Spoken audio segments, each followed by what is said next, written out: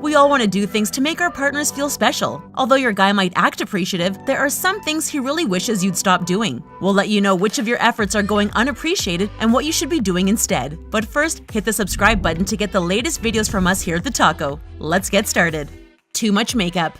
Can we all admit that we wear makeup for ourselves and not for the guys in our lives? After all, men don't love having to wait for you to get the perfect contour before you can head out to dinner. Then there's the issue of trying to kiss you without messing up your lipstick. When it comes to makeup, sometimes less is more. A well-done face full of makeup should enhance your look instead of making you look completely different. Now don't get us wrong, if you love rocking a face full of glamorous makeup, go for it. But if you think you're doing your guy a favor by doing so, think again. Most men prefer women who wear more natural-looking makeup as opposed to over-the-top looks. Skip the heavy foundation and apply some simple BB cream instead. Then add a little bit of blush and some neutral eye colors. Finish with some tinted lip balm and you've got a gorgeous natural look that took you much less time than doing a full face. Not only did you save time, money, and effort, but your guy is much more likely to love your look. Fashion advice. Most guys have at least some idea about the type of clothing they find attractive on a woman, but that doesn't mean that they want to play personal shopper. Of course you want to look great for your guy, but who knows what flatters your figure better than you? Honestly, the vast majority of guys don't spend much time thinking of their own fashion choices, let alone someone else's. Trying to pick a man's brain about what he wants you to wear is probably going to be a conversation that frustrates both of you. Plus, if he's dating you, he probably thinks you look great in whatever you're wearing. But constantly having to say you look great while you're trying on clothes isn't much fun. If you want some reassurance, or if you're nervous about making a dramatic fashion change, it's of course fine to ask for your partner's opinion. Trying to constantly wear things he wants to see you in, though, is an exercise in frustration for both parties the majority of the time. Use your personal style as a way to express who you are and dress in a way that makes you feel fantastic. Feeling confident is the most attractive thing you can do, and guys will definitely appreciate not having to give fashion advice. Talking it out. When you're in a relationship, it's never okay to use the silent treatment as a way to punish your partner. But sometimes, we just need some time alone to process our thoughts and let go of any negative emotions. When you sense your partner is upset about something, it can be a natural instinct to ask what's wrong. And then of course when they reply everything's fine, you want to dig in because things clearly aren't. But usually, I'm fine just means I need some time to think. There's a good chance whatever is bothering them has nothing to do with you or your relationship. You may think you're helping to fix things by pressuring your partner to talk things through, but you're really having the opposite effect. We know that backing off in this situation is easier said than done, especially if you're the type of person who loves to talk things through. Acknowledge the issue, and then schedule a time to revisit it. I know something is on your mind. Let's talk about it after dinner. Gives them space, but lets them know you're waiting to engage. It can be challenging to step back when you prefer a hands-on approach, but this is a great chance to practice being mindful of your partner's feelings. Pretending. When you really care for someone, it's natural to want to share in their hobbies and interests. After all, it's always fun to bond over a shared love of Netflix or your favorite musician. But no matter how similar you and your partner are, there are bound to be some things they like that you just aren't into. In these situations, it can be tempting to fake your enthusiasm in order to seem supportive and get more time with your guy. However, guys can definitely tell when you're not into something. Maybe you scored girlfriend points by purchasing him tickets to a ball game, but if you sit and sulk while checking your phone the whole game, it's going to impact his enjoyment. There's nothing wrong with not liking something a guy does, and it doesn't make you any less awesome. Instead of trying to pretend you're a huge baseball fan, tell him to have fun at the game and use this time to enjoy one of your own hobbies. When you reconnect, you'll both have something fun to talk about. Loving someone doesn't mean loving all their hobbies, and there's nothing wrong with not sharing everything with one another. Trying to force yourself to like something you don't is just going to create an awkward situation and can even make you seem clingy. Easygoing.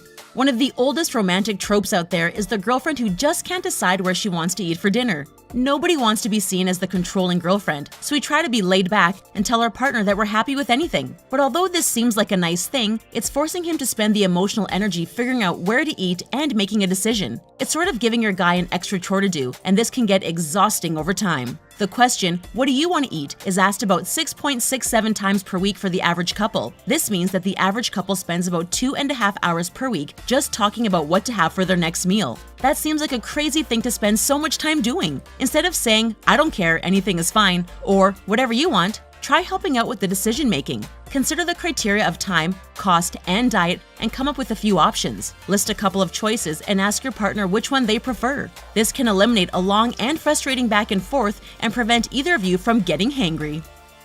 Other women. Have you ever found yourself saying the dreaded words, "I'm not like other girls"? This is supposed to make you sound appealing, but in reality, it does nothing but. It implies you're better than other women, or that other women aren't that great. Not only is that not an attractive outlook, it's pretty insulting to other women. Some women have serious issues supporting one another and can make unkind comments about them. You might think this is going to impress your guy, but it won't. Saying mean things about your fellow women isn't going to make a man think you're better than them. Instead, it's going to make you appear pretty jealous and insecure. Those are not attractive traits, so resist the urge to build yourself up by tearing other people down. Men are generally considered more aggressive than women, but studies show their aggression just tends to be more overt. Women are just as likely to be combative with one another. They're just more subtle about it. Instead of tearing down other women to make yourself feel better, work on improving your own self-esteem and confidence. Feeling good about yourself and being comfortable in your own skin is much more empowering and attractive to others. On hold. This can be an issue from the first stages of talking to someone to a long-term relationship.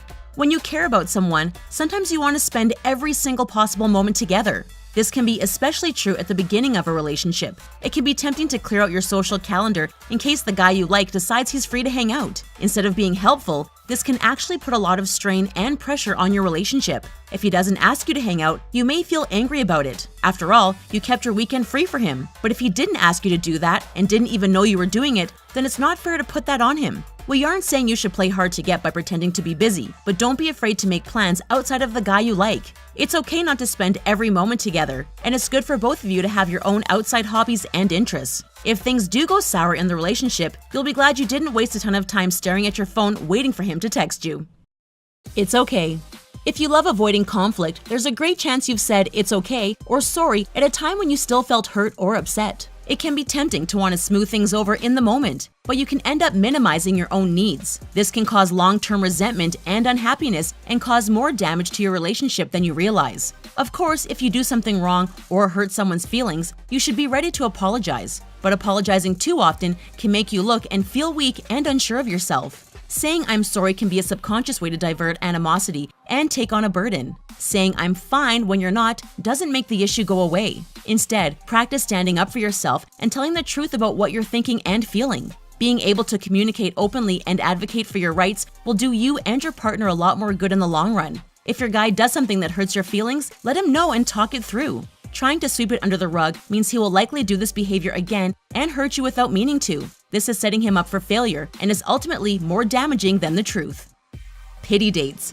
Going out with someone outside of your usual type can be an exciting change of pace. But if you're going out with a guy out of pity, you're not doing him any favors. Sometimes you meet a man who is perfectly nice and polite, but for whatever reason, there is no spark at all. It might seem hurtful to turn down his invitation for a date, but in reality, it's better than wasting his time on a date which is going nowhere. Women aren't the only ones who spend time, money, and emotional energy getting ready to go out on a date. While getting turned down for a date hurts, it's way better than suffering through a date with someone who clearly doesn't want to be there. After all, wouldn't you feel awful to know the person you're on a date with is only there because they feel sorry for you? Turning someone down can be awkward and uncomfortable, and it's not going to be any easier once you've actually gone on a date. If you know there is absolutely no way you'd ever be in a relationship with someone, it's less unkind to simply turn them down politely. The cool girl. Putting yourself out there can be scary at times. There is so much pressure out there to be seen as the cool girl that guys want to hang out with. Have you ever caught yourself ordering a whiskey on the rocks instead of an appletini because you thought it sounded cooler? Or have you ever ordered a burger on a date even though you were craving a salad? Trying to impress someone else can be exhausting, and you're not doing the guy any favors. The early stages of dating someone is getting to know the real them so that you can decide if you want to pursue a relationship. By trying to act like someone you're not, it's like lying on your resume. You might get the job, but it's not going to work out if you can't back up the skills you told the interviewer you had. Not only is this unfair to the guy, but it's unfair to you as well. Don't you want to end up with someone who loves you just the way you are, and not someone who judges you for ordering a glass of white wine with dinner? Staying silent.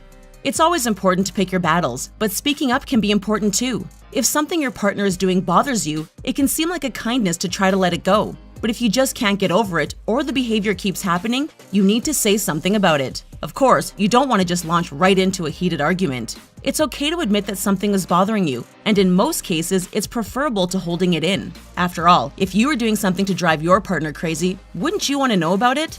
And in most cases, your partner can probably sense something is bothering you. Instead of just spending a little while hashing it out and getting over it, keeping to yourself can make it into a much bigger problem down the road. If you're in a serious relationship you can see lasting for an extended period of time, good communication is incredibly important. Nobody likes to bring up unpleasant topics, but simmering in resentment is even more toxic for your relationship. Once resentment seeps in, things can get toxic and unpleasant fast for everyone involved.